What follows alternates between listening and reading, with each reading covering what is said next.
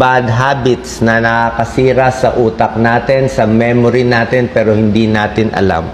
Mahalaga po to. I think mga ibang bad habit baka ginagawa ninyo, pero hindi nyo alam, masama sa utak. Tingnan natin na sa 15, ilan ba dito ang ginagawa mo? Number 1, to gawain ng marami. Natutulog ng nakakumot. Okay? Mahilig kayong magkumot. Hanggang dito lang yung kumot. Huwag pati ang ulo. Siyempre, pag tinumutan mo sarili mo, tataas yung carbon dioxide, di ba? Pag exhale mo, carbon dioxide, yun din ang mahihinga mo, babagsak yung oxygen sa katawan. Pag bumagsak ang oxygen sa katawan, madadamage ang brain cells, lalo na tulog tayo. Delikado po yan. No? Ito, mas delikado pa to. Tinakip niya yung una, no? So, hinihinga lang niya yung carbon dioxide niya. Kailangan niya ng oxygen. Bad habit yan. Huwag gagawin, ha? Pwede ma-brain damage. Number 2, sobrang lakas na sound. Okay? Pwedeng sa headphone, pwede sa earphone, pwede sa concert, o pwede sa tabi ng kotse, o MRT. Kung talagang laging sobrang ingay, nagugulo yung brain processes natin. Noise-induced hearing loss, hindi lang tenga nagkakaproblema, pati yung utak. Parang nahihirapan siya mag-recognize ng sound Actually, yung sobrang lakas na ingay, noise pollution yan, hindi rin maganda sa puso. Tumataas rin yung risk of heart inflammation kung maingay. So, maingay, bad for the brain, bad for the heart. Number 3, bad habit pala to. Laging nasa dilim, hindi nagpapaaraw. Baka may taong ganyan, trabaho ng trabaho sa dilim. May pag-aaral, pag nasa dimly lit room, lagi lang madilim, walang araw, wala siyang exposed sa sunlight, medyo nagbabago yung structure ng brain. Medyo naiiba yung memory niya, yung learning ability. Ito nga, 30% mas nasisira ito isang area ng brain natin, yung hippocampus. So, mas nagiging dull, parang mahina yung isip. Kailangan may exposure sa araw.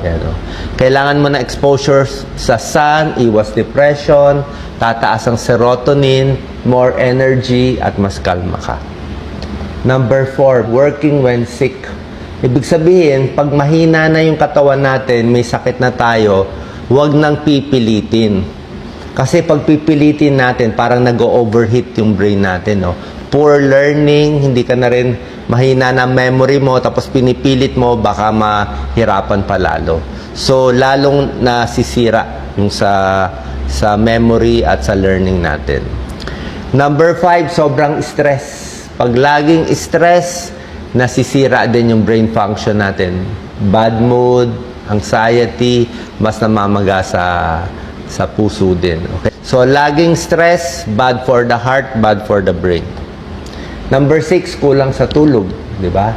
Pag kulang sa tulog, di ba, mas inaantok tayo, mahina memory natin, di tayo makatrabaho, drowsy, parang nahirapan tayo maglakad, unsteady, may vertigo pa, nasisira din yung sa part sa brain natin to.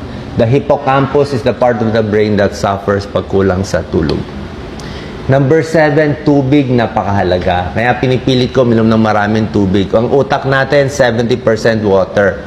Oras na inaantok kayo masyado, sumasakit ang ulo, nagma-migraine, parang nanghihina, baka dehydrated ka. Hindi mo lang alam dehydrated ka. Lalo na yung mga matatanda. Mahirap kasi sabihin na, ay, hindi naman ako nauuhaw Yung uhaw kasi, depende sa tao. Pag medyo 50, 60 years old na, mas hindi na nauuhaw. Kahit dehydrated ang senior, hindi siya nauuhaw. Yung mga bata, pag nauuhaw ka, dehydrated ka na Kaya nga, pag dehydrated ka, kulang sa tubig, cognitive decline, Hindi makaisip, hindi makasagot sa school, Hindi ka na maka-problem solving, hindi ka maka-coordinate. Mahina attention span kasi dehydrated ka. Hindi gumagana yung utak. Natutuyo yung utak natin. Kaya inom ng maraming tubig. Number 8, multitasking. Baka marami sa inyo gusto mag-multitask. Ibig sabihin, sabay-sabay. Nakikinig ng may kausap sa telepono, may sinasagutan, nag-aaral, tapos may sinasagutan dito sa school, sabay-sabay. Hindi po pwede. Pag sinabay-sabay mo yung utak natin, mas gusto niya one thing at a time. Focus sa isang trabaho, pag natapos na, focus naman sa iba. Pag sinabay-sabay mo, may stress ka. Tataas ang cortisol, it leads to mental fog and scrambled thinking. So, ingat sa pagsasabay-sabay. Number 9, kailangan mag-almusal. 80,000 people.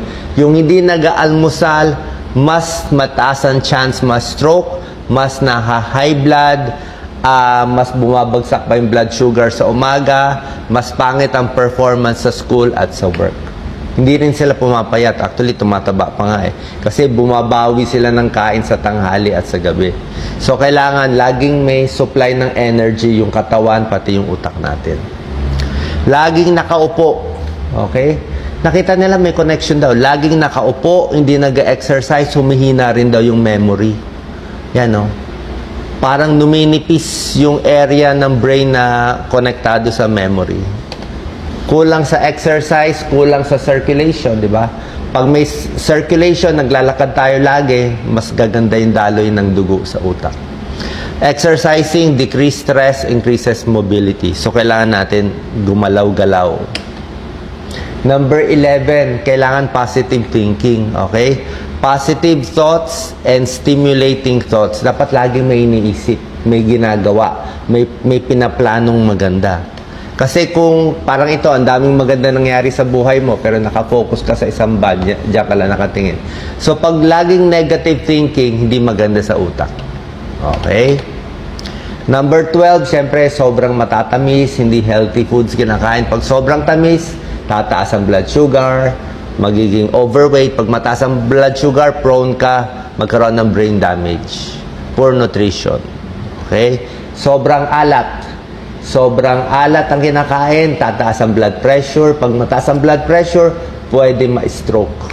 Pag na-stroke, sira na yung sa utak. Diba? Decline yung brain function. Unang stroke, pwede ka mag-recover. Second stroke, baldado na one side. Pangatlong stroke, namamatay na yung pasyente. Actually, man lagi ganun nangyayari. Pero minsan, ganun nga nangyayari. Minsan yung unang stroke, nagre-recover. Yung pangalawa, hindi na makarecover. Pangatlong beses, natutuluyan. Kaya ingat sa high blood dahil sa sobrang alat. Gamutin ng high blood at diabetes. Sigarilyo at alak, syempre nakakasira ng utak. Common sense na ba? Smoking, hindi lang lung disease, heart disease, pati sa utak din. Alcohol, di ba? Kaya nga naggegewang-gewang paglakad, di ba? Pag uminom ng alak, di ba? Para ka na-stroke eh. So, nalalasing, higher risk of dementia and Alzheimer's kung umiinom ng alak. Air pollution. Masama ang air pollution. Nakita natin, maraming pag-aaral yan. Pag yung bahay mo malapit sa main road, higher risk of asthma, higher risk of stroke. Mataas risk na stroke. Bakit? Siguro yung mga air pollution di ba? Pati Alzheimer's disease mas tumataas.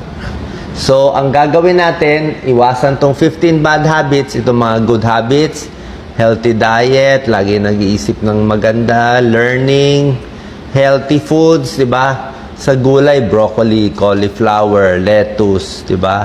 Apple, watermelon, mani, pwede mani para sa utak, okay? Healthy oil lang tayo, ginger, pwede rin yan. So, more healthy, iwas sa matataba at mga processed foods. So, ito po yung summary, pinakita ko sa inyo. Other tips, maganda lagi na stimulate yung brain, switch routines.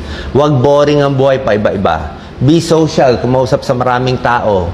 Okay? Digital detox, minsan relax yung utak mong masyadong magbasa ng mga bashers, magbasa ng libro. Okay? Bawasan ng stress, tamang tulog, exercise, safety. Huwag magpapasuntok sa ulo, ha? Magsuot ng helmet, mag-ingat po. Yan, no? Ingatan yung ulo natin na hindi madapa, hindi tayo bumagsak sa bahay, hindi tayo mabagok.